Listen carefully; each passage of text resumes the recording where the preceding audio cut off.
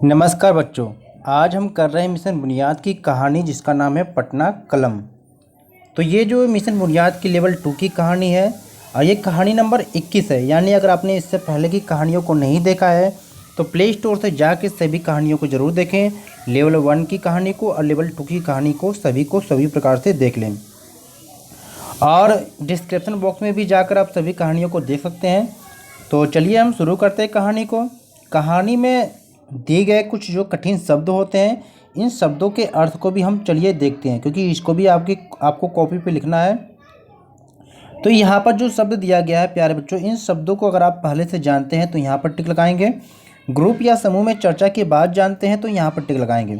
और यहाँ पर आपको उन शब्दों के अर्थ लिखना है। ठीक है बच्चों, तो चलिए हम एक एक करके सभी शब्दों के अर्थ को देखते हैं। सबसे पहले आपको करना क्या है कि इन सभी शब्दों के अर्थों को अपने आप कोशिश करना है लिखने के लिए। ठीक है, अगर नहीं आता है तब आप करेंगे। तो सबसे पहले आपको यहाँ पर एक शब्द दिया गया है कि बदहवास। तो हो सकता है कि इसको आप पहले से नहीं जानते होंगे, तो समूह या ग्रुप में चर्चा के बाद जानेंगे, लेकिन इसका अर्थ क्या होगा यहाँ पर कि बौखलाया हुआ। ठीक है, अगला जो शब्द यहाँ पर आता है कार्यालय। कार्यालय को आप पहले से जानते होंगे, तो इसका जो अर्थ था ऑफिस। ठीक है, अब अगला क्या है, अगला शब्द यहाँ पर जो दे रखा है संतरी। अब संतरी को शायद आप पहले से नहीं जान रहे होंगे बच्चों, तो आपको यहाँ पर टिक लगाना है, यानी कि ग्रुप या समूह में चर्चा के बाद जानेंगे। और इसका अर्थ होता है पहरेदार। पहरेदार कह लीजिए या चौकीदार कह लीजिए, ये सारे हो सकते हैं बच्चों। ठीक है, आगे देखते हैं। अगला शब्द है रपट। रपट को भी पहले से आप जानते हैं, तो ये क्या होता है, शिकायत होता है। ठीक है, अगला शब्द है प्यारे बच्चों मशगुल। अब मशगुल क्या होता है यहाँ पर, तो मशगुल का अगर अर्थ यहाँ पर देखा जाए तो शायद आप पहले से नहीं जानते होंगे, तो यहाँ पर टिक लगाएंगे ग्रुप या समूह में चर्चा के द्वारा।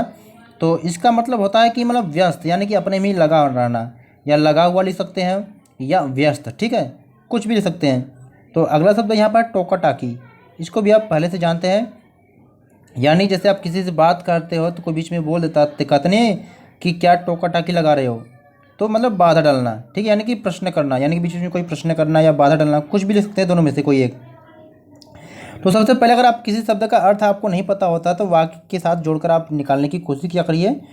तो यहाँ पर जो अगला शब्द दे रखा है यहाँ पर बर्दाश्त। अब बर्दाश्त का अर्थ यहाँ पर क्या होता है बच्चों, इसको आप पहले से जानते होंगे, यानी कि सहन करना। ठीक है, अगला शब्द है चेहरा तमतमा। तो इसको भी आप ग्रुप या समूह में चर्चा के बाद जानेंगे। इसका अर्थ होता है कि बहुत क्रोध आना। ठीक है, अगला शब्द है टस से मस। तो इसको आप पहले से जानते होंगे, यानी अपनी बात पर अड़े रहना। यानी नहीं कहता कि यार ये देखो कितना टस से मस नहीं हो रहा है, यानी कि जो कह रहा है उसी बात पर अड़े रहना। अगला शब्द है इतिहास। तो आप पहले से जानते होंगे, यानी कि जो बीता हुआ कल होता है वो आज का इतिहास होता है, यानी आज की जो घटना है ये कल इतिहास बन जाएगी। ठीक है, अगला शब्द है महत्वपूर्ण। इसको भी पहले से जानते हैं, यानी कि जो अधिक महत्व होता है, यानी खास होता है। ठीक, अगला शब्द है नायाब। तो इसको आप ग्रुप या समूह में चर्चा के बाद जानेंगे, तो यहाँ पर टिक लगाएंगे, यानी कि जो जल्दी ना मिले। ठीक है, उसे नायाब कह सकते हैं। अगला शब्द है चित्रशैली। तो इसको भी आप क्या ग्रुप या समूह में चर्चा के बाद जानेंगे, तो यह चित्र की एक विधा है। ठीक है, अगला है जनजीवन। तो इसको भी आप ग्रुप में समूह में चर्चा के बाद जानेंगे, तो ये जीवन एक प्रकार से है। अगला शब्द है उत्साहपूर्वक। तो इसको आप पहले से जानते होंगे, यानी कि खुशी से। ठीक है, तो अगला शब्द यहाँ पर शैली है। शैली को ग्रुप या समूह में चर्चा के बाद आएंगे, तो यह एक प्रकार है। ठीक है, अगला शब्द क्या है अवरक। अवरक को आपने नाम सुना होगा लेकिन आप जानते नहीं होंगे, तो ग्रुप या समूह में चर्चा के बाद जानेंगे, तो यह एक प्रकार का धातु है। ठीक है, कलाकार। कलाकार को आप जानते हैं पहले से, यानी कि जो कला जानने वाला होता है, यानी कि जो परफॉर्मेंस करता है। ठीक है, अगला शब्द है ऐतिहासिक धरोहर। अब ये क्या होता है, तो आपने सुना है इसके बारे में लेकिन जानते नहीं है, तो ये ग्रुप या समूह में चर्चा के बाद जानेंगे, यानी कि जो प्राचीन काल की जो वस्तुएं होती हैं, ठीक है, तो वो ऐतिहासिक धरोहर होती हैं। तो यहाँ पर दिए गए सारे शब्दों के अर्थ को हमने जाना है। तो चलिए कहानी को पढ़ते हैं, फिर सारे क्वेश्चन आंसर को करते हैं।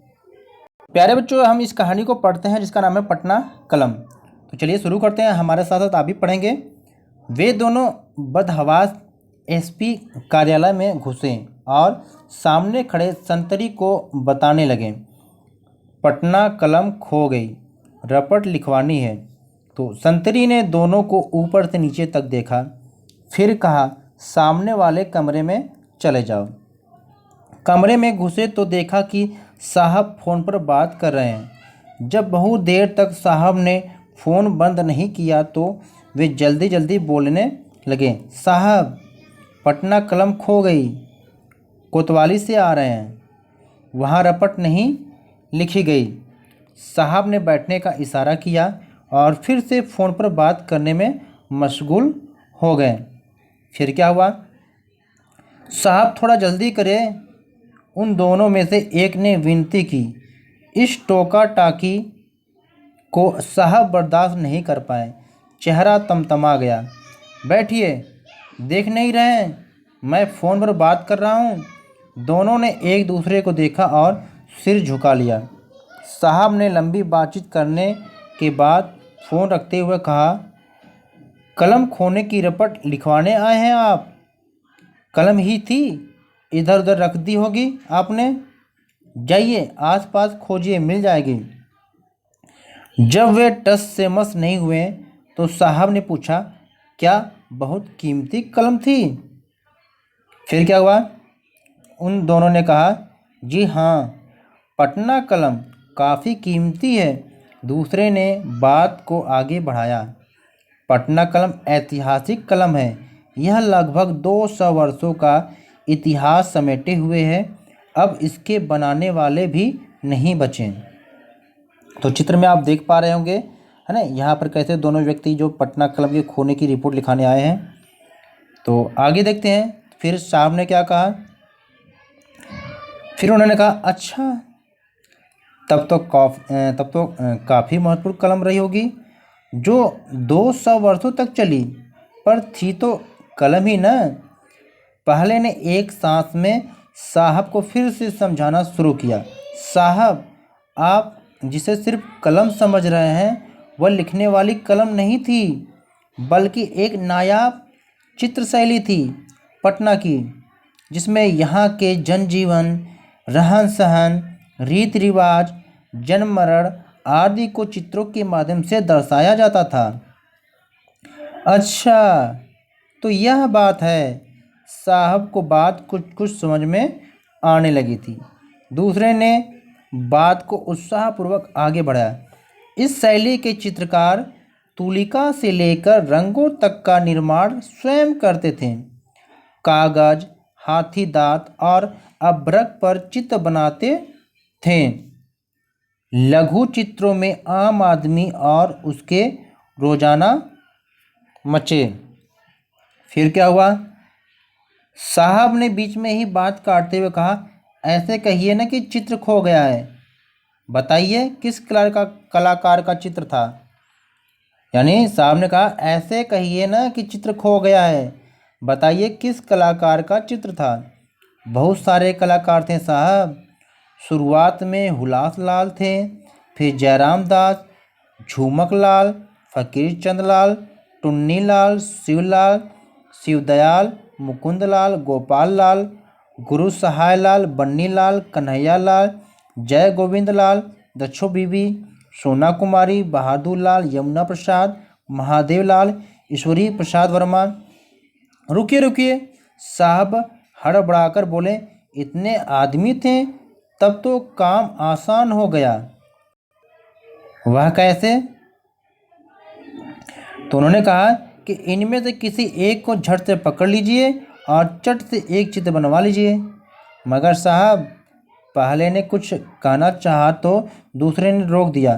चुपचाप बाहर आकर दूसरे ने पहले को समझाया, मैंने तुमसे कहा था ना कि यहाँ आने से कोई फ़ायदा नहीं। पटना कलम को वापस लाना साहब लोगों की वश की बात नहीं, हमको ही यह काम करना होगा। दोनों निकल पड़े ऐतिहासिक धरोहर को ढूंढने। तो प्यारे बच्चों, आपने देखा किस प्रकार से कहानी में दोनों रिपोर्ट लिखवाने गए, लेकिन जितना रिपोर्ट लिखवाया नहीं उससे ज़्यादा समस्या होने लगी। ठीक है, तो चलिए इस कहानी में दिए गए क्वेश्चन आंसर को करते हैं। तो पहला क्वेश्चन यहाँ पर है कि लोग किस बात की रपट लिखवाने आए थे। तो आंसर है, लोग पटना कलम के खोने की रिपोर्ट लिखवाने आए थे। सेकेंड क्वेश्चन, पटना कलम क्या थी, अपने शब्दों में समझाइए। तो आंसर है कि पटना कलम पटना की एक चित्र शैली थी जिसमें यहाँ के जनजीवन, रहन सहन, जन्म मरण, रीति रिवाज आदि को चित्रों के माध्यम से दर्शाया जाता था। थर्ड क्वेश्चन है, काफ़ी समय पहले चित्र या ऐतिहासिक पेंटिंग किससे और किस प्रकार बनाई जाती थी? तो इसका आंसर है प्राचीन काल में लोग गुफा में मिट्टी के बर्तन, शिलाओं पर, दीवारों पर, सिक्कों पर, धातु पर, कपड़ों पर भी चित्र बनाए जाते थे। क्वेश्चन 4 है, इस पाठ में पटना कलम से जुड़े हुए कई कलाकारों के नाम बताए गए हैं। ऐसे ही आप भी कुछ कलाकारों के नाम जो किसी कला से जुड़े हैं लिखिए।